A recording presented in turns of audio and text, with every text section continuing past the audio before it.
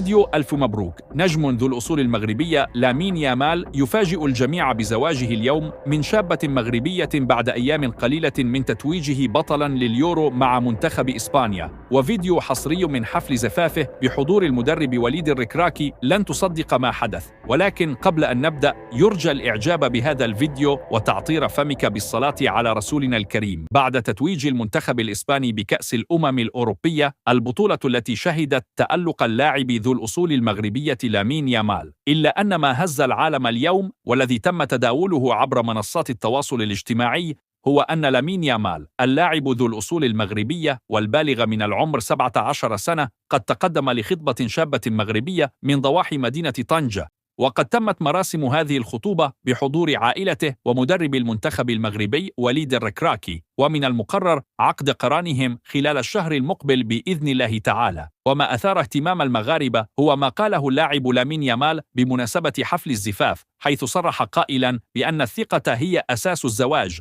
وما دام ليس هناك ثقة لا حاجة لاستمرار هذا الزواج.